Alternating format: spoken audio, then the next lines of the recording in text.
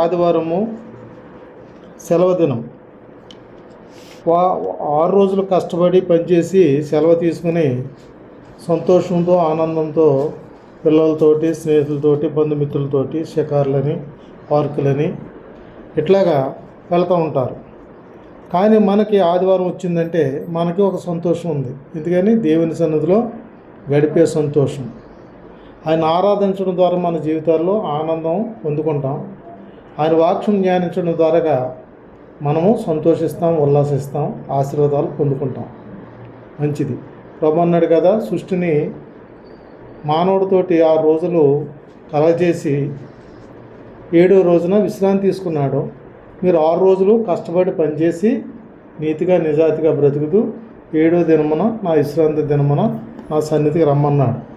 క్రైస్తవులైనటువంటి వారు మనము ఆయన సన్నిధికి వచ్చి ఆరాధిస్తున్నాం, ఆశీర్వాదాలు పొందుకుంటున్నాం.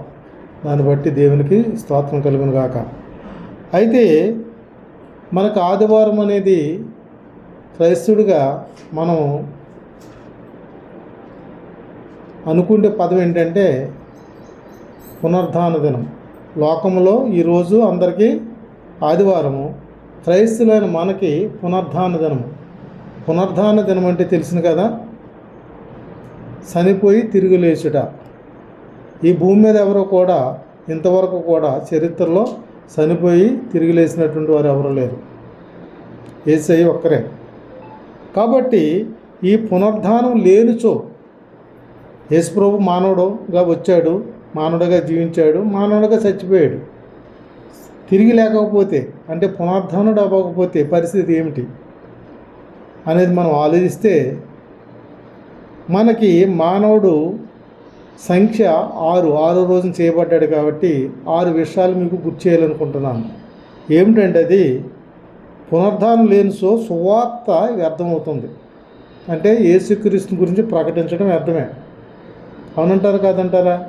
ఇంకా రెండోది ఏంటంటే సేవకుల యొక్క సాక్ష్యం కూడా వ్యర్థమే. ఈ సేవకులు ఎంత ప్రయాసపడక్కర్లేదు, పోలీస్ స్టేషన్కి వెళ్ళి తన్నులు తిని చంపబడవలసిన పని లేదు యేసయ్య పునరుద్ధానం లేకపోతే. ఇంకా మూడోది పాపంలోనే నిలుచుంటాం మనం. ఎందుకంటే ఆది ఆదాము నుంచి వచ్చిన జీవం మనలో ఉంది కాబట్టి, ఆది ఆదాముడు ఆజ్ఞ అతిక్రమించి పాపం చేశాడు కాబట్టి, ఏదైనా తోట నుంచి నెట్టబడ్డాడు కాబట్టి ఆ పాపంలోనే నిలుచుంటాం. ఇంకా నాలుగోది ఏంటంటే నిరీక్షించవలసిన అవసరమే లేదు. ఆశాభావం అనేదే మానవ జీవితంలో లేకుండా పోయేది. ఇంకా ఐదోది నిద్రించినప్పుడు నిద్రించేవారుగానే ఉంటాడు. ఇంకా అర్థమవుతుందమ్మా. ఇంకా ఈ ఆరోది ఏమిటంటే పరలోకము అనేది స్థలం అనేదే మనకు లేకుండా పోయేదన్నమాట. ఈ 6 విషయాల గురించి మరి అపోస్తులైన పౌలు ఒకప్పుడు దూషకుడు, హింసుడు, హానికరైనటువంటి వాడు యేసయ్యే నిజదేవుడని తెలుసుకున్న తర్వాత ప్రపంచమంతా ఆయన సాక్షిగా జీవించాడు. అంతేకాకుండా నేను క్రీస్తుని పోలి నడుచుకున్న ప్రకారం మీరు నన్ను పోలి నడుచుకోండి అన్నాడు. అనేక సంఘాలు చెప్పాడు, అనేక సార్లు కొడ్డా దెబ్బలు తిన్నాడు, మరి గొడవల్లో ఆయన్ని దూషించబడ్డాడు, చట్టసభలకి వీడ్చబడ్డాడు, జైల్లో కూడా ఉంచబడ్డాడు. లాస్ట్లో ఆయన్ని ఖడ్గంతో నరికేసి ముందు 2 సంవత్సరాలు ఇంచుమించు జైల్లో ఉన్నాడండి ఆయన. ఆ జైలు ఎలాగంటే భూమి కింద 6 అంతస్తులు ఉంటుంది అన్నమాట జైలు. అక్కడ ఉన్నవాడు ఎలా పారిపోతాడని, పైన ఉన్నవాడు దూకెళ్ళిపోతాడేమో. కానీ ఆ రోజుల్లో కరెంట్ లేదు. అలాంటి వాడు జనాలు ఉన్న వాళ్ళంతా కూడా స్నానాలు ఉండవు, పాస్క్ వేసుకోవాలన్నా, మరి 2 నెంబర్కి వెళ్ళాలన్నా అక్కడే అన్నీ వాసన, కంపు, ఆహారం ఎప్పుడు వస్తుందో తెలీదు. అలాంటి బాధలు భరిస్తూ కూడా సంఘాలకు ఉత్తరాలు రాసినట్లుగా మనం చూస్తామండి. ఎందుకని ఆయనలో ఉన్న ఆనందం అలాంటిది. కాబట్టి మనం చాలా నెమ్మదిగాను సంతోషంగా ఆనందంగా ఉన్నాం. ఇంటి పక్కన సంఘం పెట్టుకుని సమయానికి రాము, చిన్న వర్షం వచ్చే సమయానికి దేవుడి దగ్గర రాము, చిన్న బాధ వస్తే దేవుడి దగ్గర రాము, లేకపోతే ఇంకోటి కారణాల వల్ల ఒకరి మీద ఒకరు సాడీలు చెప్పుకుండి సంఘానికి రాము. అది మంచిది కాదు. దేవుని ఆశ్రదాన్ని కోల్పోయేవారు ఉంటున్నాం. కానీ సరే, ఈ 6 కూడా వ్యర్థమవుతున్నాయి కదా. అయితే ఈ 6 విషయాల గురించి అపోస్తలుడైన పౌలు మొదటి కొరింథీ పత్రిక మనం చూసుకున్నట్లయితే 15వ అధ్యాయంలో మనం చూసుకున్నట్లయితే 58 వచనాలు ఉన్నాయి. కానీ దానికి ఒక పారాగ్రాఫ్ ఉన్న కొన్ని వచనాలు చెప్పింది. ఇక్కడ మనం 12 నుంచి 19 వరకు కూడా ఇక్కడ 8 వాక్య భాగాలు ఉన్నాయి. నేను చెప్పినటువంటి ఈ 6 కూడా దీంట్లో ఇంక్లూడ్ అయ్యి ఉన్నాయన్నమాట. ఇంకా మనకు వర్తమానం ఎక్కర్లేదు. ఈ 8 వచనాలు మనం అర్థం చేసుకోగలుగుంటే మనం ఇప్పుడు అనుకున్నాం కదా, సువార్త వ్యర్థం అవుతుంది, సేవకుల సాక్ష్యం వ్యర్థం అవుతుంది, పాపంలో నేను నిలిచి ఉంటాము, నిరీక్షించవలసిన అవసరం లేదు, నిద్రించిన వారు నిద్రించినట్టుగా ఉంటారు, పరలోకం అనే దాని గురించి మనం ఆలోచించవలసిన పనే లేకుండా ఉండేది మాట. ఆ విషయాలు ఇక్కడ రాయబడ్డాయి. 8 వాక్యాలు చదువుతున్నాను, నేనే చదువుతాను, సమయం తక్కువ ఉంది కాబట్టి క్లుప్తంగా మనం వాక్యాన్ని ధ్యానించుకుందాం. మొదటి కొరింథీ పత్రిక 15వ అధ్యాయము 12 నుంచి 156 పేజీ. క్రీస్తు మృతుల్లో ఉండి లేపబడి ఉన్నాడని ప్రకటించబడుచుండగా మీలో కొందరు మృతులు పునరుద్ధానము లేదని ఎట్లు చెప్పుకుందురు? మృతులు పునరుద్ధానము లేదని క్రీస్తు కూడా లేపబడలేదు. మరియు క్రీస్తు లేపబడిన ఎడల మేము చేయు ప్రకటన వ్యర్థమే, మీ విశ్వాసము వ్యర్థమే. దేవుడు క్రీస్తును లేపెను, ఆయన గూర్చి మేము సాక్ష్యం ఇచ్చుచున్నాము కదా. మృతులు లేపబడినల్లా దేవుడు ఆయనను లేపలేదు కనుక మేమును దేవుని విషయమై అబద్ధ సాక్ష్యము పలుకుతున్నాము. చూడండి, ఇక్కడ మనం చూసుకున్నప్పుడు అయితే 3 పాయింట్లు వచ్చేసాయి ఈ 4 వాక్యాల్లో. ఏంటి? యేసుక్రీస్తు మృతుల్లో ఉండి లేపబడలేని ఎడల మేము ఆయన్ని పునరుద్ధానం గురించి మేము ఎట్లు నమ్మాము, ఎట్లు ప్రకటిస్తున్నాము అంటున్నాడు ఇక్కడ. అంతేకాదు మృతులు పునరుద్ధానము లేని ఎడల క్రీస్తు కూడా లేపబడలేదు. కాబట్టి క్రీస్తు లేపబడ్డాడు కాబట్టి మనం చనిపోయినా కానీ క్రీస్తులో ఉన్నవారు లేపబడతాం రెండో రాకడలో అనే సత్యాన్ని ఇక్కడ చెప్తున్నాడు. అంతేకాకుండా ఇక్కడ మనం చూసుకున్నట్లయితే మేము ప్రకటిస్తున్నటువంటి సువార్త ఏదైతే ఉందో అది వ్యర్థమైపోతుంది. అంతేకాకుండా క్రీస్తు లేపబడ్డాడు కాబట్టి ఆయన గురించి మేము సాక్ష్యం ఇస్తున్నాము. చూడండి ఎంత క్లియర్గా ఉన్నదో. ఏ గ్రంథాల్లో కూడా ఏ విషయంలో కూడా ఇంత క్లారిటీ ఉండదండి. అందుకనే ఈ 66 గ్రంథాల పుస్తకాన్ని పరిశుద్ధ గ్రంథం అయింది. పరిశుద్ధ గ్రంథం ఎందుకైందంటే పరిశుద్ధుడైన దేవుడు మాటలు కాబట్టి. ఆ పరిశుద్ధ గ్రంథంలో మాటలు మనం ధ్యానిస్తున్నప్పుడు మనం పరిశుద్ధులుగా మారబడుతున్నాం. ఎప్పుడు దిద్దుకున్నప్పుడు, దాన్ని విని జాగ్రత్తగా మనము ఆయన వాక్యానుసారంగా జీవించినప్పుడు. సరేనండి. అయితే ఇక్కడ మనం చూసుకున్నట్లయితే 16 వచనం కానీ చూసుకున్నట్లయితే మృతులు లేపబడినలా క్రీస్తు కూడా లేపబడలేదు, క్రీస్తు లేపబడినలా మీ విశ్వాసం కూడా వ్యర్థమే, మీరింకనూ పాపములోనే ఉంటారు. పునరుద్ధానం లేకపోతే పాపంలో మనం ఉండేవారు. కాబట్టి మీ జీవితకాలం మట్టుకే మనము క్రీస్తునందు నిరీక్ష కలిగిన మనుషుల కంటే దౌర్బల్యంగా ఉందుము. ఈ భూమి మీదను దేవుడంటే లేని బుద్ధిహీనులు ఎంతోమంది ఉన్నారు. సత్యదేవుడు, నిజమైన దేవుడు, ఈ సృష్టికర్త అనే దేవుడు నెరవేరినటువంటి వారు ఎంతోమంది ఉన్నారు. వాళ్ళకన్నా మనము దౌర్బల్య స్థితిలో ఉంటామాట అండి. కాబట్టి మనం నేర్చుకోవాల్సింది ఏంటంటే 6 అంశాలు మనం చెప్పాను కదా. 6వ అంకె అనేది మానవుని యొక్క సంక్షిప్తీలరా. అంతేకాకుండా ప్రభువారు కూడా మానవుని యొక్క పాపాల గురించి సిలువ శ్రమలు ఎన్నో పొందాడో ఆ శ్రమల గురించి అన్నీ మనకు తెలుసును. కొడ్డా దెబ్బలు, బరువైన మ్రాను, ములకిరియటము, పక్కన ఎముకలు పోటు, బల్లం పోటు పొడిపించుకోవటం, మొహం మీద ఉమ్ములుసుకోవటము, పిడిగుద్దులు గుచ్చుకోవటం, ఎన్నో శ్రమలు పొందాడు. అంతేకాకుండా ఆ సిలువు పైన మన్నుటి ఎండలో 6 గంటలు ఏలాడాడు ప్రభువారు. 9 గంటలకి సిలువ వేయబడ్డాడు. 3 గంటలకి యూదుల ఆచార ప్రకారంగా తర్వాత రోజు వచ్చేస్తుంది కాబట్టి ఆ పరిశుద్ధ దినం వాళ్ళకు సబ్బాత దినం కాబట్టి ఎన్ని పాపాలను చేయొచ్చు కానీ ఆ రోజున పవిత్రులుగా ఉండాలన్నమాట. వాళ్ళు సూదులో దారం ఎక్కించకూడదు, గాడిది కానీ, ఇది కానీ, ఆవు కానీ గుంట్లో పడినా కానీ లేకనివ్వకూడదు. అది వాళ్ళ ఆచారాలు. అయితే ఏదైనప్పటికీ కూడా అలాంటి పరిస్థితుల్లో ప్రభువారు మరి ఈ 6 గంటల మన పాపాల గురించి సిలువలో ఏలబడ్డారు అన్నమాట. ప్రతి దాని గురించి మనం ఆలోచించినట్లయితే బైబిల్లో చాలా క్లారిటీ ఉంది. అన్నీ మనకి ఇక్కడ వర్తమానంగా జ్ఞానించడానికి కుదరదు. కానీ ప్రియమైనటువంటి వాళ్ళారా, ఇక్కడ ఈ 6 అంశాల్లో మనకు ఉన్నటువంటి సబ్జెక్ట్ అంతా కూడా అపోస్తలుడైన పౌలు ఆనాడు కొరింథీ సంఘానికి రాసినట్లుగా మనం చూస్తున్నాం. ఈనాడు దాన్ని మనం జ్ఞానిస్తున్నాం అంటే అది మనకు గురించి చెప్పబడుతుంది అనేది మాట మనం అర్థం చేసుకోవాలి ప్రియులారా. మొదటి మాట మనం చూసుకుంటుంటే క్రీస్తు పునరుద్ధానం లేనితో సువార్త వ్యర్థమవుతుంది అనే మాట గురించి, సువార్త ఆనాటి నుండి ఈనాటి వరకు ప్రకటించబడుతుందంటే ప్రభు పునరుద్ధానమే. పునరుద్ధానము సువార్తకి పునాది అయి ఉన్నది ప్రియులారా. ఏమై ఉన్నది? పునరుద్ధానము సువార్తకి పునాది అయింది. ఈనాడు ప్రపంచం అంతా దేవుని సేవకులు సువార్త చేస్తున్నారంటే దానికి పునాది ఏంటి? పునరుద్ధానమే. మనం ఎంత గొప్ప బిల్డింగ్ కట్టినా, ఎంత అందసందాలతోటి సౌందర్యంతో అలంకరించినా కానీ పునాది లేకపోతే ఇల్లు కట్టలేమాట అండి. అలాగే సువార్త ఈనాడు ప్రకటించబడుతుందంటే కొడ్డా దెబ్బలు కొట్టబడుతున్నారు, జైలుకి వెళ్తున్నారు, నింద్రపడుతున్నారు, అవసరమైతే చనిపోతున్నారు ఈనాడు సేవకులు. చర్చిలు కూలగొడుతున్నాయి, మనం చూస్తున్నాం యూట్యూబ్లో.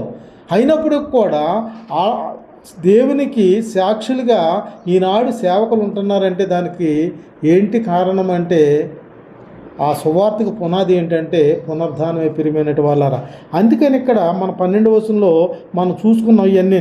కాబట్టి ఇంకా మనం ముందుకెళ్ళినట్లయితే ఏమిటవుతుందంటే ఆనాడు క్రీస్తు లేపడలేదు అని ఆయన శిశువులు వచ్చి ఆయన శరీరాన్ని పట్టి ఎత్తుకెళ్ళిపోయారని అబద్ధ సాక్ష్యాలు పుట్టించారండి మత పెద్దలు.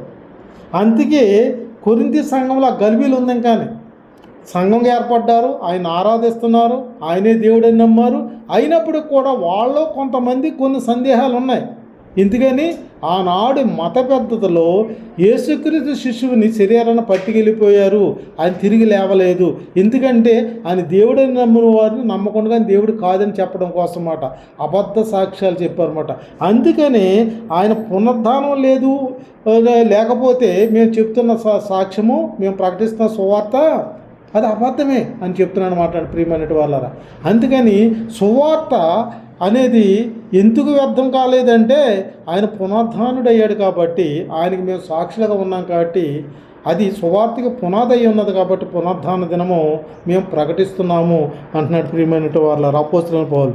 ఈ జీవితకాలం మట్టుకైతే మనము నిరీక్షణ మరి కలిగి ఉంటున్నాం. ఈ నిరీక్షణ అంటే ఏమిటి? ఆశాభావం ఏంటంటే మనం చనిపోయినా కానీ, చనిపోవటం అంటే బైబిల్ ప్రకారంగా నిద్రించటం, మన వాడుక భాషలో చనిపోయామంటున్నాం, అర్థం అవటం కోసం ఆ మాట మాట్లాడుతున్నాం. అయితే మనం నిద్రిస్తున్నాం. చనిపోయినోడు లెగిస్తాడా, నిద్రించినోడు లెగిస్తాడా? ఎంతో కొంతసేపటికి చెప్పరేంటి? నిద్రపోయేవాడు లేస్తాడు కదా. క్రైస్తవుడు ఈ భూమిని వదిలిపెట్టేయటం, ప్రాణాత్మ జీవాలకు ఈ శరీరము ప్రాణము జీవం ఏర్పడటము, మనం ఏంటంటే నిద్రలో ఉంటున్నాం, విశ్రాంతిలో ఉంటున్నాం ప్రియమైన వాళ్ళ అబ్రహాము రొమ్మున ఉంటున్నాం. కాబట్టి మనం నిద్రించే వారం కాబట్టి ఎప్పుడైనా లెగిస్తాం. ఎప్పుడు లెగిస్తాము? ప్రభు 2వ రాకడలో లెగిస్తాము. ఆ నిరీక్షణ మనం ఉంది. అయితే పునరుద్ధానం లేనప్పుడు, మనం నమ్మనప్పుడు మనం తిరిగి లెగిస్తామనే ఆశ, నిరీక్షణ ఎందుకు? వ్యర్థమే కదా. నిరీక్షణ అనేది అర్థమైపోతుందా లేదా? ఆశపడటం అర్థమైపోతుందా లేదా? కాబట్టి ప్రియమైనటువంటి వాళ్ళారా, ప్రభుని అంగీకరించిన మనుషుల కన్నా కూడా మనము దౌర్బల్యం అయిపోతాం. ఏదో సంఘానికి వస్తున్నాం, వెళ్ళిపోతున్నాం, ఆరాధిస్తున్నాం, సాక్ష్యాలు చెప్తున్నాం, ఏదో చేస్తున్నాం తతంగం అంతే. కానీ ప్రభుని నమ్ముకున్నటువంటి వారు, యేసుక్రీస్తు దేవుడని నమ్మని వారి కన్నా మనం దౌర్బల్యమైన స్థితిలో ఉన్నాము అంటున్నాడు ఇక్కడ. క్రీస్తు పునరుద్ధానానికి పునాది ఏంటి అనుకున్నాం? సువార్త అయి ఉన్నది ప్రియులారా. కాబట్టి మనం 4 సువార్తలో ప్రభు యొక్క జననము, మరణము, పునరుద్ధానం గురించి చాలా క్లియర్గా రాయబడ్డది. ఆ విషయాలన్నీ మనకు తెలుసును. అయితే 2వ అంశంలో సేవకుల యొక్క సాక్ష్యం వ్యర్థమైన దాన్ని మనం చూసుకున్నట్లయితే, సేవకుల సాక్ష్యముకు ఆధారము ప్రభు పునరుద్ధానమే.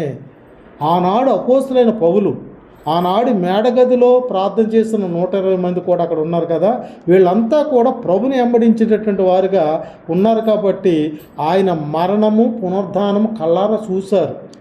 అందుకని యోహాను భక్తుడు అన్నాడు, మా నేత్రాలతో మేము ఏం చూసామో, మా చేతులతో ఏం తాగామో, మా చెవులు ఏమి ఉన్నాయో మేము అదే ప్రకటిస్తున్నామే అంటాడు. మొదటి యోహాను పత్రిక 1వ అధ్యాయంలో 1వ వచనంలో. ప్రియులారా, అంత గొప్ప సాక్ష్యం పలికినప్పుడు మనం చూడలేదనేది మనకి విచారణ అక్కర్లేదు. ప్రియులారా, మనం చూడకుండానే మనం నమ్మాం, అందుకే మనం విశ్వాసం అయ్యాం. అర్థమవుతుందండి? చూసి నమ్మిన వాడు కన్నా చూడకుండా నమ్మిన వాడు ఏమయ్యాడు? ధన్యుడయ్యాడు. అంటే చూసిన వారికన్నా మనం ధన్యులు ఈనాడు. మళ్ళీ మనం అపనమ్మకంలోకి వెళ్ళామంటే ఈ లోకంలో ఉన్నవాడు కన్నా మనము వ్యర్థులే, దౌర్భాగ్యమే ప్రియమైనటి వాళ్ళారా. అందుకని ఇక్కడ సేవకుల సాక్ష్యం ఆధారము ప్రభు ప్రధానమే తనకు తాను సజీవుడిగా కనపరుచుకున్నాడు. ప్రభువు సిలువేసి సమాధి చేయబడ్డ తర్వాత శిష్యులంతా ఏమైపోయారండి? వీళ్ళంతా కూడా ఎక్కడో అక్కడ పారిపోయి ఎక్కడో సీక్రెట్ స్థలాల్లో వాళ్ళ రూముల్లో మరి దాక్కుండి ఉన్నారు ప్రియమైనటి వాళ్ళారా. ప్రభు ఏం చేశాడు? వారు మధ్యకు వచ్చి నిలబడ్డాడు. మీకు సమాధానం కలుగును గాక, దేవుని నామ స్తోత్రం కలుగును గాక. కాబట్టి ప్రియమైనటి వాళ్ళారా, తలుపులు మూయబడి ఉన్నాయి. 12 మంది బిక్కుమంటున్నారు. యేసుక్రీస్తునే చంపేశారు, మన పరిస్థితి ఏంటి? ఇలాంటి తజ్జబజ్జులు ఇవన్నీ బైబిల్లో రాయబడలేదు, కానీ ప్రాణభయం అంత గొప్పగా అలా మనల్ని భయపెట్టేస్తుంది కదా. ఆ రీతిలో ఉన్నప్పుడు వారి మధ్య నిలిచాడు, అనేక సార్లు కనపడ్డాడు. కనపడటమే కాకుండా వాళ్ళని ఏ రీతిగా ధైర్యపరిచాడు మనం చూస్తున్నాం. అపోస్తలుల కార్యము 1వ అధ్యాయము 8వ వచనంలో ఏమంటున్నాడు అక్కడ?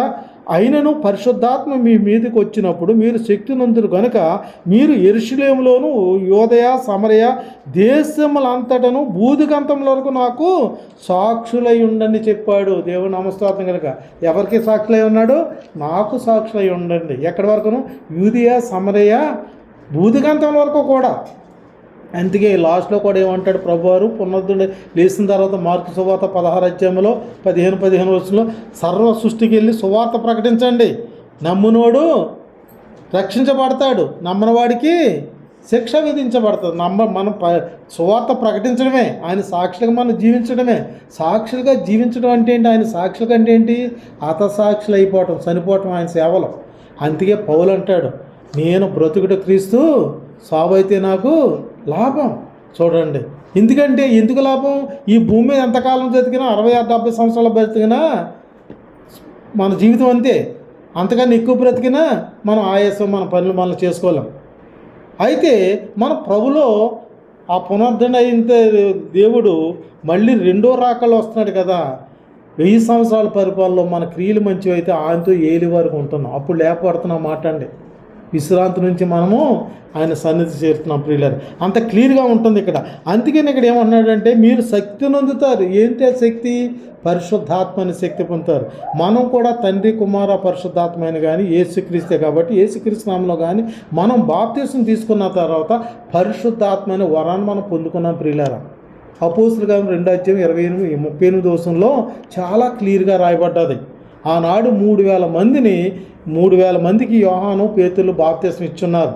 అప్పుడు పరిశుద్ధాత్మ శక్తి పొందుకున్న తర్వాత మేము ఏం చేయాలి అని అడిగినప్పుడు అపోస్తుల బోధ యందును సావాసమునందును రొట్టె విరుచుడు యందును ఎడతెగక ప్రార్థన యందును మీరు ఉండండి, పట్టుదల కలిగి ఉండండి చెప్పారు మాట అండి.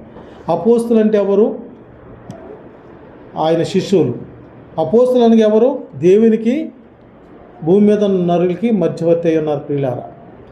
వారు బోధించినటువంటి బోధ ఏదైతే ఉందో అది బైబిల్లో రాయబడ్డది. పరిశుద్ధాత్మ దేవుడు రాయించాడు. ఆ బోధలో మనం నిలకడగా ఉండాలి. అంతేకాకుండా మన సావాసంలో కూడా పక్షపాతం లేకుండా ఒకరినొకరిని ప్రేమించుకుండి, ఒకరి కష్టాల్లో ఒకరు పాలు పంచుకుండి మన సంఘము అభివృద్ధి కొరకు మనం ప్రార్థన చేసుకుంటూ సాగిపోవాలి ప్రియులారా. ప్రార్థన, ఎడతెగ ప్రార్థన అంటే ఏంటి? మన కుటుంబం గురించి కానీ, మన వీధిలో గురించి కానీ, ఈ లోకల్ ఉన్నవారు కానీ. ఇప్పుడు మన తెలుగు రాష్ట్రాల్లో వరద వచ్చి ఎంతోమంది అనాథాశ్రులే అయిపోయారు, ఏమీ లేకుండా ఉన్నారు.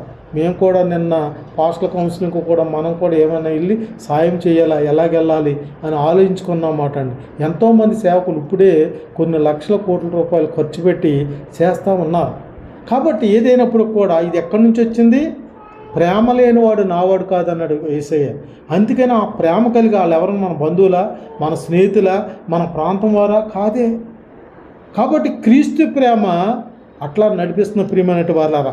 కాబట్టి ఆయనకి సాక్షులుగా ఉండటం ఏంటంటే ఆయన పాపుల మధ్య నుండి పాపం అంటకుండా జీవించాడు.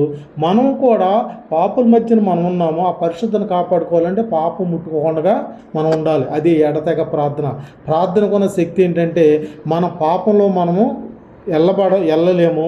పాపం మన దగ్గర రాదు ప్రియులారా. పాపం మనం ముట్టుకోలేము ప్రార్థన ఉన్నప్పుడు.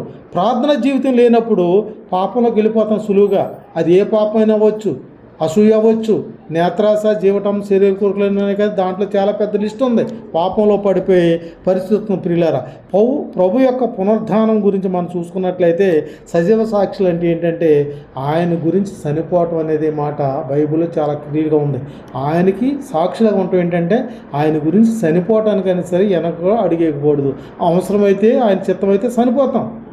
ఓకే, అందుకని ఇక్కడ మనం చూసుకున్నట్లయితే స్టెఫెను ఉన్నాడండి. ప్రభు నమ్ముకున్నాడు. 6వ అధ్యాయంలో 7వ వచనంలో రాళ్ళతో కొట్టబడి చంపేయబడ్డాడు సువార్త ప్రకటిస్తున్నప్పుడు. ఆయన ప్రభు నమ్ముకుంటూ వారాలైందా, నెల అయిందా, సంవత్సరాలైందా అక్కడ రాయబడలేదు. 6వ అధ్యాయంలో ప్రభు సన్నిధిలో ఆయన బాప్తిసం తీసుకుని పరిచర్యలో ఉన్నట్టుగా మనం చూస్తాము. 7వ అధ్యాయంలో ఆయన సువార్త ప్రకటిస్తే ఊదుల మధ్యకి వెళ్తే అబ్రాహాము సంతానం గురించి చెప్తే అబ్రాహాముని ఏ రీతిగా ఆస్వాదించాడు, అబ్రాహాము సంతానంలో ఆయన పుట్టాడయ్యే యేసుక్రీస్తు, ఆయన మీరు చంపేశారు, సిలువేశారు చెప్తే మేము చంపేశామని ఆయన మీద దుమ్ముకి వెళ్ళిపోయి రాళ్ళతో కొట్టి చంపేశారు ప్రియులారా. అది అపోస్తుల కార్యం 7వ అధ్యాయం 58వ వచనం అంటుంది. పట్టణం వెలుపలికి అతని వెళ్ళగొట్టి రాళ్ళు రువ్వి చంపిరి. సాక్షులు సౌలు అని ఒక యవ్వని పాదముల యొద్ద అతను వస్త్రం పెట్టాడు. యవ్వనస్తుడు ఎవడంటే సౌలు. ఆ సౌలే పౌలండి. ఆ సౌలా నన్ను ఎలా హింసిస్తున్నావు అని అడుగుతాడండి దమస్కా పట్టణంలోను. ఎవడు ప్రభు అని అడుగుతాడండి తెలియకుండానే. ఆ ప్రభుని హింసిస్తున్న వాడే ప్రభు. అంటే యూదులు ప్రభు అని ఎవరిని అంటారండి? దేవుణ్ణి అంటారన్నమాట. ఇంకెవరిని అనరన్నమాట అండి. యేసయ్య ప్రభు అని పిలుచుకున్నాడు కాబట్టి నువ్వు మనిషి కుమారుడు దేవుడు అని చెప్పుకుంటున్నావు ఏంటని వాళ్ళకు కోపం అర్థమవుతుంది అన్నమాట అండి. కాబట్టి ప్రియమైనటి వాళ్ళారా, తెలియకుండానే ఈ సౌలు నోట అప్పుడు ఏమొచ్చింది? నువ్వు ఎవడో ప్రభువా అన్నాడు. అంతే. నీ హింసిస్తున్నా క్రీస్తు నేనే. అప్పుడే మారు మనసు వచ్చేసిందండి ఆ ఒక్క మాటతోటి. ఈనాడు సేవకులు ప్రకటిస్తున్నటువంటి సాక్ష్యాల ద్వారాగా ఆయన పునరుద్ధానం గురించి ప్రకటిస్తున్నప్పుడు ఎంత తెలివైనడైనా, ఎంత భ్రష్టుడైనప్పుడు కూడా, క్రీస్తుకి ఎంత విరోధం ఉన్నప్పుడు కూడా వాడికి మారు మనసు వస్తుందంటే ఆ సేవకుడి యొక్క ప్రార్థన ఆయన ప్రకటించే సువార్తే. ఆ సువార్త ఏమైంది? పునరుద్ధానానికి పునాదై ఉన్నది. పునాదై ఉంటేనే ఇల్లు నిలబడుతుంది. కాబట్టి ఆ నరకాగ్నికి వెళ్ళిపోయినట్టు వ్యక్తి ఈనాడు సజీవుడిగా ఉంటున్నాడంటే దానికి కారణం ఏంటండి? యేసయ్య పునరుద్ధాన దినం ప్రియమైనటి వాళ్ళారా. ఇంకా 3వ వచనంలో మనకు వెళ్ళినప్పుడు 3వ సబ్జెక్ట్ చూస్తే మనం పాపంలో నిలిచిన వారిగా ఉంటాం ప్రియులారా. పాపంలో నిల్చుంటాం అంటే ఏంటి? పాపంలో నిల్చుండి నరకాగ్నికి వెళ్ళిపోతాం అన్నమాట. అక్కడ అగ్ని ఆరదు, పురుగు సావదు అనేది బైబిల్ చెప్తుంది. కాబట్టి ఆ అగ్ని నుండి, ఆ శ్రమ నుంచి, ఆ బాధ నుంచి, ఆ వేదన నుంచి మనల్ని రక్షించడం కోసమే పునరుద్ధానం జరిగింది మాట అండి. పునరుద్ధానం లేకపోతే మనము పాపంతో చనిపోయేవాళ్ళం, పాపంలోనే నిలిచి ఉండి వరకు ఉంటున్నాం. కాబట్టి అందుకని ఇక్కడ ఎపిసి పత్రిక రాస్తున్నాడు అపోస్తలుడైన పౌలు. ఏమంటున్నాడంటే 2వ అధ్యాయం 1లో మీరు అపరాధముల చేతను పాపముల చేతను మీరు చచ్చిన వారై ఉండగా ఆయన మిమ్ములను క్రీస్తులో కూడా బ్రతికించెను. ఎవరితో బ్రతికించాడట మనల్ని? మన పాపంతోటి అపరాధంతోటి సచ్చిన వారికి ఉండగా మనల్ని ఎవరితో బ్రతికించాడు దేవుడు? క్రీస్తుతో కూడా బ్రతికించాడు. క్రీస్తుతో ఎందుకు బ్రతికించాడు? ఆయన పునరుద్ధానుడు కాబట్టి, మరణాన్ని జయించాడు కాబట్టి. ఆ మరణం జయించడం అంటే సామాన్య విషయం అండి. పాపుల మధ్య నుండి పాపం అంటకుండా పరిశుద్ధుడిగా జీవించాడు. నాలో పాపం ఉందని మీరు ఎవడైనా స్థాపించగలుగుతాడా అంటాడు యోహాను సువార్త 8వ అధ్యాయంలో. అలాంటి ఛాలెంజ్ కలిగి మనం జీవించాలి. క్రైస్తవులు, మేము పరిశుద్ధులు, విశ్వాసులము అని ఎదటోళ్ళ మీద మనం గొప్పలు చెప్పుకోవటం కాదు, ఎదటోళ్ళ మీద నిందలు వేయటమో లేకపోతే వారిని అవమానపరచడమో కాదు. నీ చేతనైతే వాళ్ళ రక్షణలో రావడం కోసం నువ్వు ఎడతెగ ప్రార్థన చేయి. అంతే తప్ప ఒక్కరిని మనం విమర్శించే వారికి ఉండకూడదు ప్రియులారా. ఎవరైనా మనల్ని విమర్శిస్తే వారి గురించి మనం ప్రార్థన చేసేవారుగా ఉండాలి. అందుకని ఇక్కడ పౌలు ఏమంటున్నాడంటే మనం చూసుకున్నట్లయితే ఇంకా కొలసీ పత్రిక 1:13 అంటున్నాడు, మనల్ని సచ్చిన వారు ఉండగా ఆయన క్రీస్తులో మనం బ్రతికించడమే కాకుండా దేవుడు మళ్ళీ ఇంకేం చెప్తున్నాడు, ఆయన మనలను అంధకార సంబంధమైన అధికారంలో ఉండి విడుదల చేసి తాను ప్రేమించిన తన కుమారుని యొక్క రాజ్య వారసులుగా చేస్తును. దేవుని నామస్తోత్రం కలిగాక. మన అలాగా రక్షించబడ్డారు అయిపోయిందని అనుకోలేదండి ప్రభు. ఆయన రాజ్యానికి వారసత్వం దయచేశాడు. ఆయన రాజు అయి ఉన్నాడు. యేసయ్య రాజు, కుమారులు మన ఫ్రెండ్స్. ఆ రాజ్య నివాసంలో మనము ఉండేలా చేశాడు తప్ప ఆయన మనల్ని చచ్చిపోయినట్టుగా చేయలేదండి. ఆయన నమ్ముకున్న వారికి ఒక నిరీక్షణ ఉందన్నమాట అండి. ఆయనతో మనం ఏలివారికి ఉంటున్నాం. ఆ రాజ్యంలో మనము ఆయన యొక్క సింహాసనం ఎదుట రాజ్యవాసులు. రాజ్యం అంటే ఏంటండి? ప్రభుత్వం అంటే ఏంటి? ప్రజలు ఉంటేనే ప్రభుత్వం. ప్రజలు ఉన్నారంటే ప్రభుత్వం ఉందంటే దానికి ఒక అధికారం ఉంటాడు, రాజు ఉంటాడు. ఆ రాజే మన యేసయ్య. దేవుడి నామ స్తోత్రం కలిగిన గాక. అయితే ప్రభు యొక్క పునరుద్ధానం మనకు అంధకార సంబంధమైన శక్తి నుండి, అనగా పాపాల నుంచి మనము విడిపించబడ్డాము. పాపం అనేది మన మీద ప్రభుత్వము చేయదు ప్రియమైనటువంటి వారులారా. అంతేకాక క్రీస్తు రాజ్యంలో మనకు ఒక స్థానం ఉంది. అదే నిరీక్షణ. అంటే ఏమిటంటే క్రీస్తు శరీరంలో మనం ఒక అంగంగా ఉన్నాం. నేను కాలుగా ఉన్నానంటే మీరు చేయిగా ఒక ముక్కగా ఉన్నారన్నమాట అండి. అందుకే కొలసీ పత్రికలో అంటాడు, సంఘం అనే శరీరానికి క్రీస్తే శిరస్సు అయి ఉన్నాడు. ఆయన శిరస్సుగా ఉన్నాడు. ఆ సంఘం అనే శరీరంలో, ఆయన శరీరంలో మనం ఒక అంగంగా ఉన్నాం. మనకి ఇచ్చిన పని మనం చేయాలి. మన శరీరంలో ఉన్న కాలు చేస్తుంది, చేయి చేస్తుంది, ముక్కు పని ముక్కు చేస్తుంది. దేని పని ఎలాగా వాదాలు పెట్టుకోకుండా, మరి నువ్వు ఒకరిని ఇచ్చించుకోకుండా, దాని మీద అసూయ పడకుండా, మన శరీరం మన శిరస్సు నుంచి వచ్చిన ఆలోచన బట్టి ఎట్లాగ పనిచేస్తుందో ప్రభు యొక్క ఆలోచనలు ఎలాగున్నాయి. ఒక ఆలోచన చెప్పాలంటే ఏంటి? ప్రేమ ఆయనలో ఉన్నది. రెండోది ఏంటి? పరిశుద్ధత. అంతే కదండి. ఈ మూడే చాలా ముఖ్యమైనది కదండి. విశ్వాసము, నిరీక్షణ, ఇవన్నీ ఉన్నాయి. ఇక్కడ పౌలు ఏం చెప్తున్నాడు? మన విశ్వాసం అనేది నిరీక్షణ, ప్రేమ, 3 ఉన్నాయి అంటాడు 1 కొరింథీ పత్రిక 13వ అధ్యాయంలో. అయితే ఈ విశ్వాసము, నిరీక్షణ, ప్రేమ, ఈ మూడిట్లో గొప్పదేది? ప్రేమే. కాబట్టి ప్రేమకంత విలువ ఇచ్చున్నాడు. అందుకనే ప్రేమ లేనివాడు నావాడు కాదంటాడు ప్రియులారా. అందుకని మనం శత్రువును కూడా ప్రేమించేవారు ఉండాలి. శత్రువు గురించి కూడా కష్టాల్లో బాధలు ఉన్నప్పుడు సహాయం చేసేవారు ఉండాలి. వాళ్ళని ద్వేషించకూడదు ప్రియులారా. అప్పుడే మనం ఈ పరిశుద్ధను కాపాడుకుంటాం. అంటే పాపాన్ని అంటుకోకుండా మనం కాపాడుకున్నాం ప్రియులారా. అందుకని ఇక్కడ మనం చూసుకున్నాం. ఇంకా 4వది మనం చూసుకున్నట్లయితే నిరీక్షించవలసిన అవసరం లేకుండా ఉంటుందన్నమాట. ఈ నిరీక్షణ అనేది ఏంటంటే నిరీక్షణకు ఆధారము పునరుద్ధాన దినమే ప్రియమైనటువంటి వారులారా. కాబట్టి ఇక్కడ 4వది మనం చూసుకుంటుంటే నిరీక్షణలో ఏముంటుందంటే హింసలు ఉంటాయి, శ్రమలు ఉంటాయి, అన్నీ ఉంటాయి. మరి మనుషులుగా పుట్టాం కాబట్టి బాధలు, రోగాలు, మళ్ళీ తర్వాత శ్రమలు ఎన్నో వస్తూ ఉంటాయి. మీ దేవుడు ఏమయ్యాడయ్యా? మీ దేవుడు నిజ దేవుడు అంటున్నారు కదా. మీకు ఈ శ్రమలు ఎందుకు వచ్చాయి? ఈ రోగాలు ఎందుకు వచ్చాయి? ఇట్లాంటి మాటల బట్టికి మనల్ని శ్రమ పెట్టేవారు ఉంటారు. దాన్ని మనము మరి కౌంటర్ ఇచ్చేవారుగా మాట సమాధానం చేస్తే మన నిరీక్షణ వ్యర్థమైపోతుంది. ఎందుకంటే మన నిరీక్షణకి ఆధారము పునరుద్ధాన దినమే. యేసుక్రీస్తు పునరుద్ధాన దినమే. అలాగే మనం కూడా పునరుద్ధాన దినంలో మనకు లేపబడాలంటే మనం ఓర్పు సహనం కలిగి ఉండాలి ప్రియమైనటువంటి వారులారా. అందుకని ఇక్కడ యోబు కూడా నీతివంతుడు, నిందారహితుడు, దేవుడు అంటే భయభక్తులు కలిగిన వ్యక్తి ఒకడు ఉన్నారు యోబు గ్రంథంలో మనం చూసుకున్నట్లయితే. అయితే ఆయనకు మహాశ్రమ వచ్చేసింది. ఆ శ్రమ ఎలాగొచ్చింది? దేవుడు విడుదల చేస్తేనే వచ్చింది. దేవుడు అంటే భయభక్తులు కలిగి యథార్థవంతుడు, నీతివంతుడు, భూమి మీద అంత గొప్ప నీతివంతుడు లేడని దేవుడే సాక్ష్యం చెప్పిన వ్యక్తికి శ్రమలు ఎందుకు వచ్చాయండి? ఎలాంటి శ్రమలు వచ్చాయి? ఆయన పిల్లలంతా ఒకే రోజు చచ్చిపోస్తారు, ఆస్తి అంతా ఒకటే రోజున పోతుంది, ఆయన భవనాలన్నీ ఒకే రోజున కూలిపోతుంది, అంతా అయిపోతుంది. కానీ దేవుడు తీసుకున్నాను, ఆయన నామానికి స్తోత్రం కలిగిన అన్నప్పుడు ఆయన నిర్భంగా ఉన్నాడు. కానీ మళ్ళీ రెండోసారి సాతాను దేవుడి దగ్గరికి వెళ్ళి ఆయన ఏం లొంగలేడండి. ఆయన ప్రాణం తప్ప నువ్వు ఏమన్నా తీసుకునేటికి ఆయన భయంకరమైన రోగం పెట్టేసింది. ఆ రోగంలో కూడా ఆయన ఏం చేశాడండి? యోబు దగ్గరికి భార్య వచ్చి ఏం చెప్తుంది? నీ దేవుడు ఏమి దేవుడు అయ్యా? ఆయన దూషించి మరణం కమ్మంటారు. అంటే దేవుడు ఇవ్వటానికి హక్కుదారు, తీర్చుకోవడానికి హక్కుదారుడు కదా. మూర్ఖులందరూ మాట్లాడొద్దు. ఇక్కడి నుంచి వెళ్ళిపోయినప్పుడు భార్య తన భర్తకి లోబడినట్లుగా మనం చూస్తున్నాం. తన స్నేహితులు కూడా వచ్చి ఆయన మీద నీ భక్తి ఏంటి, నీ యథార్థత ఏంటి నిందలేసినా కానీ వారికి సమాధానం చెప్పినట్లుగానే మనం చూస్తున్నాం. అయితే అక్కడ ఒక మాట అంటాడు నిరీక్షణ గురించి యోబు. మనం చూసుకున్నట్లయితే యోబు గ్రంథము 17:15 అంటాడు, నాకు నిరీక్షణ ఆధారం ఏది? ప్రశ్న వేసుకుంటున్నాడు తనకు తాను. నేను నిరీక్షణ ఉందా? దేవుడు ఉన్నాడే, ఆయన నాకు కనపడలేదు కానీ దేవుడు ఉన్నాడు. ఆయన విశ్వాసం భయభక్తులు కలిగి ఉంటున్నాడు. పిల్లలను కూడా భయభక్తుల్లో పెంచుతున్నాడు. అంత అయిపోయింది. మరి అలాంటి దేవుడు నాకు ఇంత శ్రమ పెట్టాడే, పిల్లల్ని చంపేశాడు, ఆస్తి అంతా పోయింది, నాకు ఈ రోగం వచ్చేసిందే, గోక్కోవడానికి కూడా గోరు లేకుండా శిలాపం కూడా లేకుండా చేసేసాడులే. అయినప్పుడు కూడా కానీ దేవుడు ఉన్నాడు అనే నిరీక్షణ కలిగి ఉన్నాడు. అనుకుంటే ఆయనలో అనుమానం వస్తుంది కదా శ్రమలు వచ్చినప్పుడు.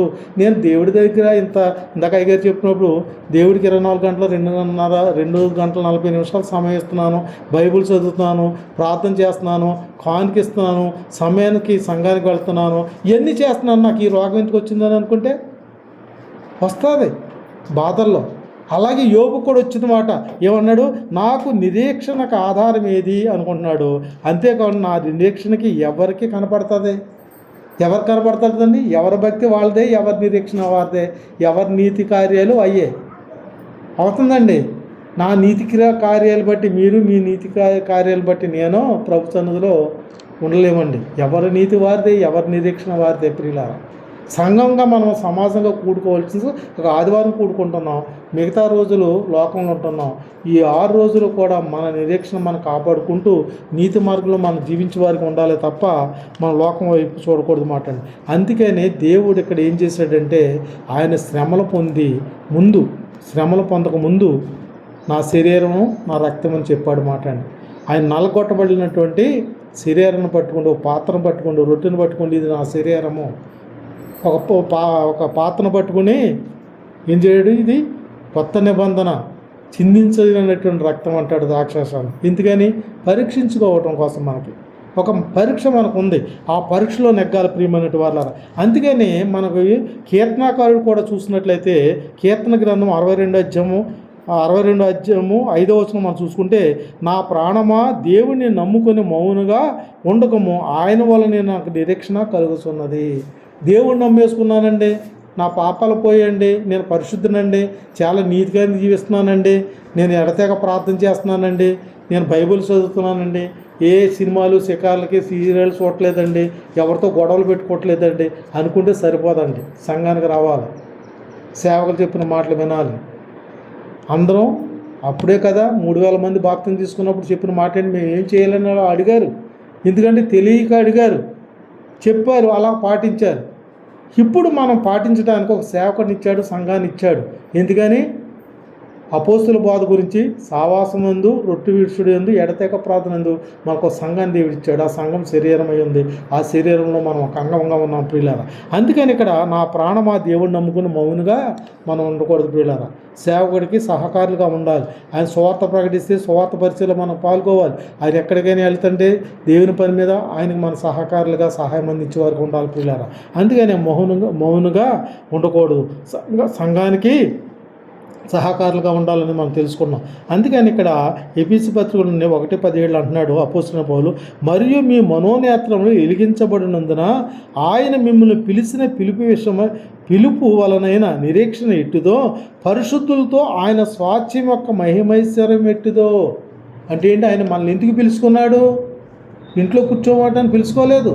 ఆయన సేవ పరిచయంలో పిలుచుకున్నాడు, సేవకులకు సహకారులుగా ఉండటానికి పిలుచుకున్నాడు, సంఘంలో ఒక పాత్రగా వాడబడటానికి పిలుచుకున్నాడు మనల్ని. కాబట్టి మౌనుకుంటే సరిపోదు ప్రియులారా. సంఘానికి వచ్చేసి మూల కూర్చున్నా లేకపోతే వాక్యం ఇంటికి వెళ్ళిపోతే కాదండి. దేవుడు మనకి మన శరీరంలో చెప్పాను కదా, ఏ పని మనకి కొన్ని అవయవాలు పైకి కనపడుతున్నాయండి. కనపడిన అవయవాలు ఎన్నో ఉన్నాయి లోపల, అవి మనకు కనపడలేదు. మన శరీరంలో ఉన్న అవయవాలు మనకు తెలియట్లేదు. ఒక్కోసారి ఇక్కడ నొప్పి వస్తే గుండెలో నొప్పి వస్తున్నాను, ఎందుకు? ఇక్కడ గుండె ఉంది కాబట్టి. మన ఎడపక్కన నొప్పి వస్తే ఏమవుతుంది? ఎడపక్కన గుండె ఉందని డాక్టర్లు చెప్పారు కాబట్టి నొప్పి వస్తున్నాను. పొట్టలో నొప్పి వస్తుంది, ఏమవుతుంది? పొట్టలో పేగులు ఉంటాయి కాబట్టి మనం తిన్నది అరగలేదు కాబట్టి అప్పుడు నువ్వు ఏం తిన్నావని అంటున్నారంటే నొప్పి వస్తుంది అనుకోండి. ఇలాగా కన్నుకి నొప్పి వస్తే కన్ను, ముక్కు, ఇట్లాగా ఇవన్నీ కూడా మనకు పైకి కనపడి మనకు తెలుస్తున్నాయి, కనపడిన దానికి కూడా ఒక ప్రాబ్లం వచ్చినప్పుడు, బాధ వచ్చినప్పుడు ఏం చేస్తున్నాం? కానీ దాని పని అవి చేసుకెళ్తున్నాయా లేదా? కనపడినవి కూడా చేసుకెళ్తుంది లేదా? అట్లాగనే మనము ఏ స్టేజీలో ఉన్నప్పుడు కూడా, మన ఆస్తిపాస్తులు అయినప్పుడు కూడా, మన స్తోమతను బట్టి మనము సంఘానికి సహకారులుగా మనం ఉండాలి ప్రియులారా. అదే మన పిలుపుకి నిరీక్షణ ఎట్టుదో, పరిశుద్ధుల యొక్క స్వాస్థ్యం యొక్క మహేశ్వర ఎట్టుదో ఆ రీతిగా మీరు కాపాడుకోండి అని చెప్తున్నాడు ప్రియులారా. అంటే వ్యక్తిగతమైనటువంటి నిరీక్షణ కలిగిన వారే మనం అందరం ఉండాలని చెప్తాం ప్రియులారా. అందుకని కదా పరలోకమందు మీ కొరకు ఉంచబడిన, అంటే కొలసీ పత్రిక 1:3 ఉంటుంది, పరలోకమునందు మీ కొరకు ఉంచబడిన నిరీక్షను బట్టి క్రీస్తు యేసునందు మీకు కలిగి ఉన్న విశ్వాసము గూర్చియు పరిశుద్ధులందరి మీద మీకున్న ప్రేమను గూర్చియు మేము విని ఎల్లప్పుడూ మీ నిమిత్తము ప్రార్థన చేస్తున్నాము.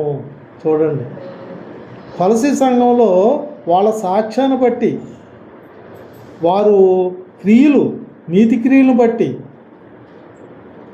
విని ఏం చేస్తున్నాడటండి? పౌలు ప్రార్థన చేస్తున్నాడటండి. అంటే మన సంఘం గురించి విన్నప్పుడు మన నీతి క్రియలను బట్టి మన గురించి ప్రార్థన చేసేవారుగా ఉండాలి ప్రియులారు.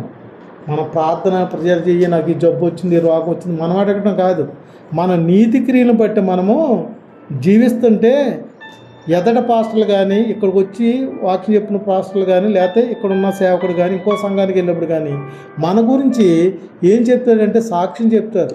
అక్కడ ఉన్న విశ్వాసం, ఆ విశ్వాసం ఎంత గొప్ప, లేకపోతే పలానా డేవిడ్ ప్రణాళిక గారిలో సంఘంలో ఉన్న విశ్వాసం ఎంత గొప్ప, మీరు ప్రార్థన చేయండి వారి గురించి అని ప్రోత్సహించే వారు ఉంటారు సేవకులు. ప్రియమైనటువంటి వారులారా, అటువంటి పరిస్థితిలో మనం ఉండాలి. అంతేగాని సంఘంలో ఏం జరుగుతుంది, ఒకరు ప్రార్థన చేసుకోవాలి, పాపాలు విడుదల అవుతున్నాం మనం. అప్పుడే ప్రభు యొక్క పునరుద్ధానుడు ఎలాగయ్యాడో మనం కూడా, ఆయన కూడా ఎలాగ చేసాడండి? రాత్రత్మాను కూడా ప్రార్థన చేశాడు, పగలత్మాను కూడా సువార్త ప్రకటించాడు ఆయన. అందుకే పునరుద్ధానుడు అయ్యాడు ఆయన. లేకపోతే దేవుడు ఆయన లేపలేడు. ఆయనలో ఏ లోపం లేదు, ఏ పాపం అనేది లేదు. ప్రియమైనటువంటి వాళ్ళారా, అలా జీవించాడు కాబట్టి మనకు మాదిరి. అందుకే పౌలు కూడా అంటాడు, నేను క్రీస్తుని పోలి నడుచుకున్న ప్రకారం మీరు నన్ను పోలి నడుచుకున్నా అంటాడు ఆ తరం వారు. ఇప్పుడు మనకెవరున్నారు? యేసయ్య మన ఎదురు లేడు, పౌలు గారు మన దగ్గర లేరు, ఆనాడు ఆదిమ అపోస్తులు ఎవరు లేరు. వారు ఇచ్చినటువంటి పరిశుద్ధ గ్రంథము, దేవుని యొక్క మాటలు మన దగ్గర ఉన్నాయి. ఆయన ఈ లేఖనాన్ని ప్రకటించడానికి సువార్తలుగాను కాపలుగా దేవుడు మనలో కొంత ఎన్నుకున్నాడు. వారు చెప్పినట్లుగా మనం జీవించే వారికి ఉండాలి. ప్రియమైనటువంటి వారులారా, 5వ విషయంలో చూసుకుంటే మరి నిద్రించే వారికి ఉంటాం, కానీ ఇంకా చనిపోయిన వారికి ఉంటున్నాం. అంటే ఏంటి? పునరుద్ధానాన్ని యొక్క శక్తి ఏంటంటే మనం నిద్రించినా కానీ లేపబడుతున్నాం అనేటువంటిది పునరుద్ధానం యొక్క ఆధారమై ఉన్నది. ప్రియమైనటువంటి వాళ్ళారా, అందుకే ఇక్కడ మనం చూసుకున్నట్లయితే యోహాను సువార్తలో మనం చూసుకున్న తర్వాత నా స్నేహితుడు చనిపోయాడు, నిద్రిస్తున్నాడు, లేపుదాం వెళ్దామంటాడు. ఆయన చనిపోయి 4 రోజులు అయింది. ఎన్ని రోజులు అయిందండి? లాజరు చనిపోయి 4 రోజులు అయిపోయింది. ఆ సంగతి శిష్యులకు కూడా తెలుసు. అయితే ఏమన్నాడు శిష్యులతోటి? లాజరు నిద్రిస్తున్నాడు, లేపుదాం వెళ్దాం, రండి, రెడీ అవ్వండి అన్నాడు. వీళ్ళకి ఆశ్చర్యం కలుగుతుంది. ఏసి ఇక్కడికి వచ్చిన తర్వాత మాత మరి అంటాడు, 4 రోజులు అయిపోయింది, కుళ్ళు వాసన వస్తుంది, సముద్రాలు తీయమంటావు ఏంటంటున్నాడు. చూడండి, తీయండి, నా మాట ఏనండి. ఆ అజ్ఞానాన్ని బట్టి ప్రభు అక్కడ ఏం చేస్తాడంటే కన్నీళ్లు విడిచినండి. బైబిల్లో చాలా చిన్న పదము, యేసు కన్నీళ్లు విడిచిను, చిన్న పదం మాట. ఎందుకని? ఆయన్ని అంతవరకు ఆయన రొట్టెలు, 2 రొట్టెల్ని 5 చేపల్ని 5,000 మంది పంపించి 12 బాస్కెట్లు గంపలెత్తినప్పటికీ ఎన్ని రోగాలు, చచ్చిపోయినోళ్ళు అన్నీ పోయి చూస్తున్నారు కదా. మరి చూసి కూడా కుళ్ళిపోతాడు, కుళ్ళు వస్తున్నా, వాసన మేము భరించలేము అని యేసు మీద తిరగబడుతున్నారు అక్కడ జనం. కనీసం నా తమ్ముడు బ్రతుకుతాడని సంతోషం కూడా లేదు వీళ్ళ అక్కలకి. మరియా మేరీ కూడా, ప్రభా వద్దు ప్రభా, వాసన వచ్చేస్తుంది, వీళ్ళంతా మన మీద పడిపోయి కొట్టేస్తారేమో అని భయంతో వద్దు ప్రభా అంటున్నారు. అయితే పునరుద్ధానమును జీవం నేనని చెప్పినప్పుడు నువ్వే అని నమ్ముతున్నాం, కానీ ఇది నమ్మట్లేదు. నోటి మాట మనం కూడా యేసయ్య చాలా మంచి దేవుడు అని చెప్తాం, కానీ ఆయన ఎందుకు భయభక్తులు కలిగి ఉన్నాం. అర్థమవుతుందండి? కాబట్టి ఆ బండ తీసినట్టు ఏమిటి? లాజరు రమ్ము అంటే తిరిగి లేసాడా లేదా? ఆయన మాటలు అంత శక్తి ఉంది, ఆయన ఉమ్ములు అంత శక్తి ఉంది, ఆయన వస్త్రం అంత శక్తి ఉంది, ఆయన చూపులు అంత శక్తి ఉంది. అలాంటి దేవుడు మనం నమ్ముకున్నాం ప్రియులారా. మనం నమ్ముకున్న తర్వాత మనం ఎప్పుడైనా చనిపోవాల్సింది, ఏ కారణం చేతన చనిపోవాల్సిన వయసు దాని గురించి ఏం లేదు. కానీ మనం తిరిగి లేస్తామనేటువంటి మనకి ఒక మాట. అందుకనే 15 అధ్యాయంలో చదువుకున్నాం కదా, కొరింథీ పత్రిక 20 వచనంలో చూసుకుంటే, ఇప్పుడైతే నిద్రించిన వారిలో ప్రథమ ఫలంగా క్రీస్తు మృతుల్లో ఉండి లేపబడి ఉన్నాడు. అలాగా ఆయన లేపబడి ఉన్నాడు కాబట్టి మనం కూడా లేపబడుతున్నాం అనేది తెలుసుకోవాలి. అది విశ్వాసం యొక్క నిరీక్షణ అయి ఉన్నది ప్రియులారా, నమ్మకమై ఉన్నది.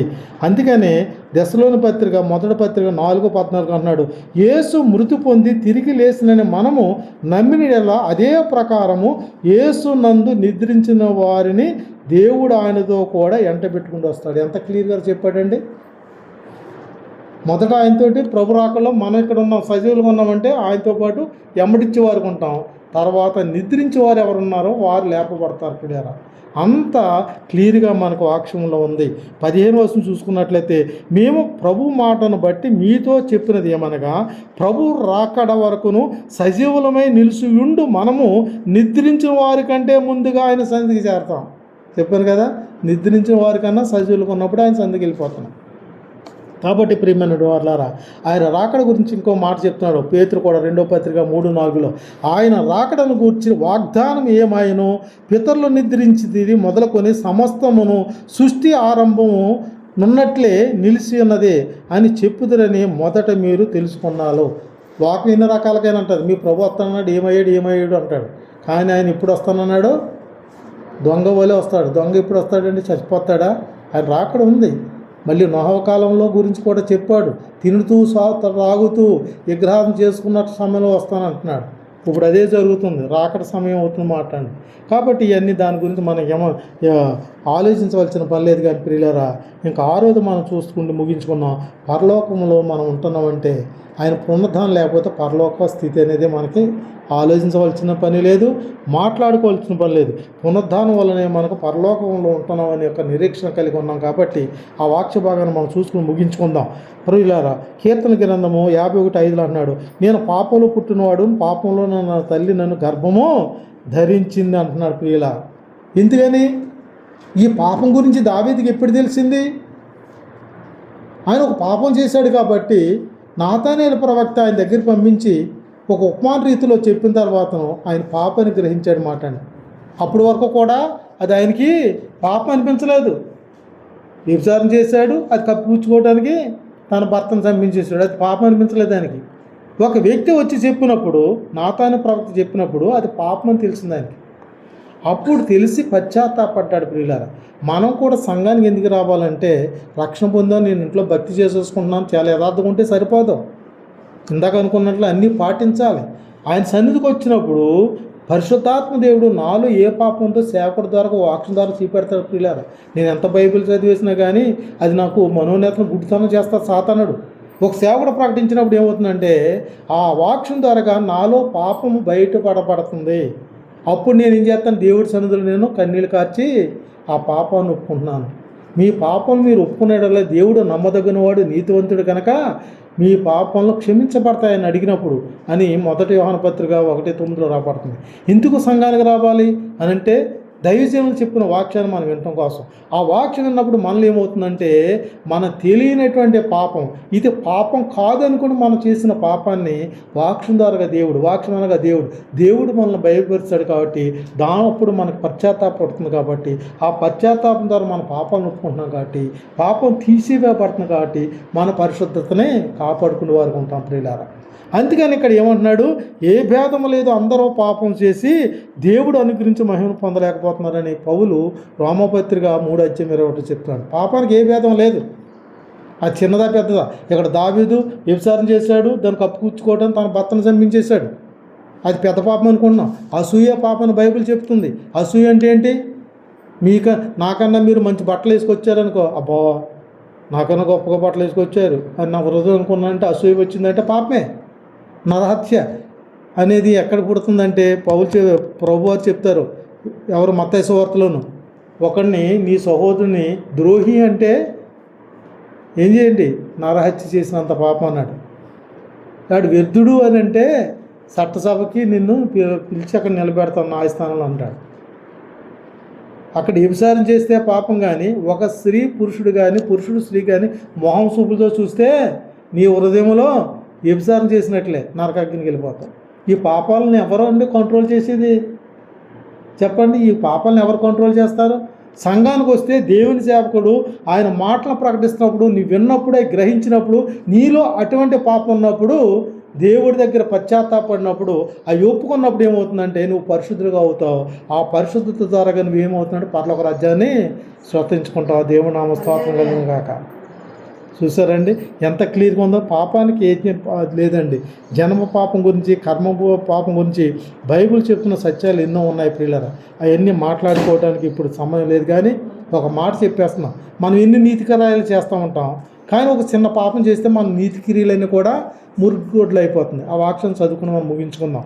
కాబట్టి యెషయా గ్రంథము 64 అధ్యాయం 6వ వచనం అన్నాడు, మేమందరం అపవిత్రవారమైతే మా నీతి క్రియలు మురుగుగొడ్లు అయ్యను, మేమందరం ఆకువలే వాడిపోతే గాలి వాన కొట్టుకుపోయినట్లు మా దోషమును కొట్టుకుని పోయాను. నీతి క్రియలు చేసినప్పుడు మనం పాపాత్మలుగా చెట్టుకి రాలిన ఆకులు ఏమవుతుంది, అక్కడ ఉండడానికి గాలి ఏమవుతుంది, కొట్టుకుపోతున్నాయి. అలా 10 చెట్లు ఉన్నాయనుకోండి, 10 చెట్లు ఆకులు వెళ్ళిపోయాయి అనుకోండి, ఏ గుంట్లోనూ బురదలో పడ్డాయి అనుకోండి, ఏ చెట్టు ఆకు ఏ ఆకు ఏ చెట్టుతో చెప్పగలుగుతాం మనం? పాపాలకంతే. నువ్వెవడో నేను అందరూ ఎవడనో దేవుడి దృష్టిలో. ప్రభు అని పిలిచిన వాడు దేవుడి సన్నిధిలో ఉండడు. ఆయన క్రియను బట్టి చేసిన వాడే దేవుడి సన్నిధిలో ఉంటాడని ప్రభు చాలా క్లియర్గా మత్తయి సువార్త 7వ అధ్యాయం చెప్పాడు. ఆయన క్రియలు చేసేవాడు. ఆయన ఏం చెప్పాడో అదే చెయ్యాలి.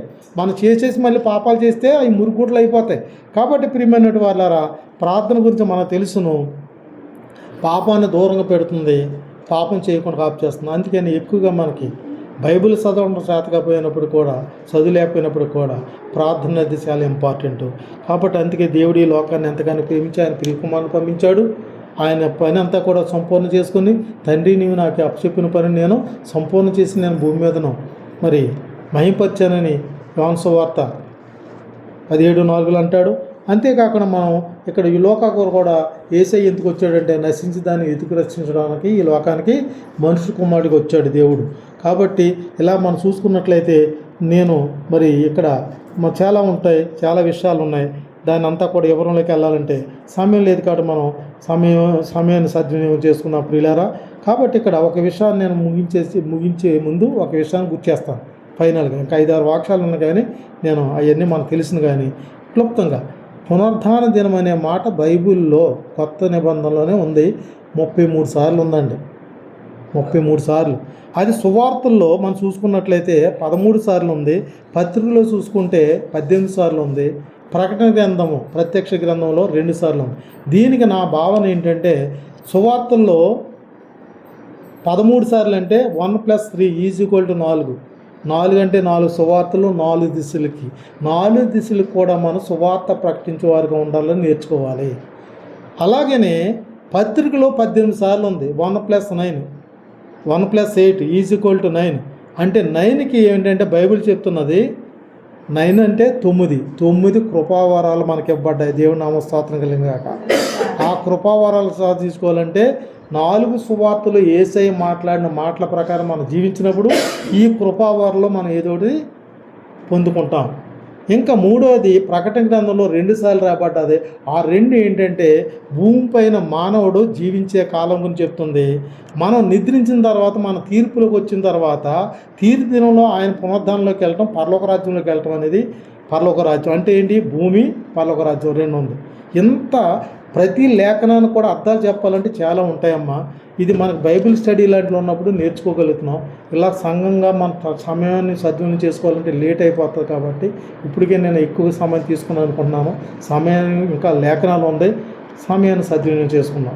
ఇటు కృప మనందరికీ దయచేస్తుంది కాక. మరోసారి నేను చెప్పేస్తున్నాను, యేసయ్య పునరుద్ధానం లేకపోతే ఏంటండి? సువార్త వ్యర్థమైపోతుంది, సేవకుల యొక్క సాక్ష్యము వ్యర్థమైపోతుంది, మనము పాపంలోనే జీవించేవారు ఉంటాం.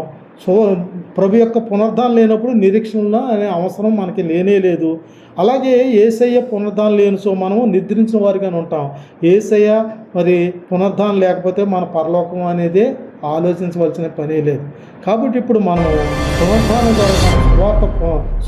పునరుద్ధానం ద్వారా మనకి ఏమైందంటే సువార్తకి పునాదిగా ఉన్నాము. సువార్త ఏముందంటే మన శ్రమంలో కూడా పునాదిగా మనకి నిలబడి ఉన్నది. ఇదే సువార్తకు ఆధారమై ఉన్నది, నిరీక్షణకు ఆధారమైంది పునరుద్ధాన దినము. అలాగే పునరుద్ధాన దినాన్ని మనం బ్రతికించేదిగా ఉంది. పునరుద్ధాన దినం మనల్ని ఏం చేస్తుందంటే పరలోక రాజ్యాన్ని నడిపిస్తుంది. ఇటువంటి కృపా ధన్యత మనందరికీ తోడై దేవాతి దేవుడు నడిపించునుగాక. ఆమేన్. అందరికీ వందనాలండి.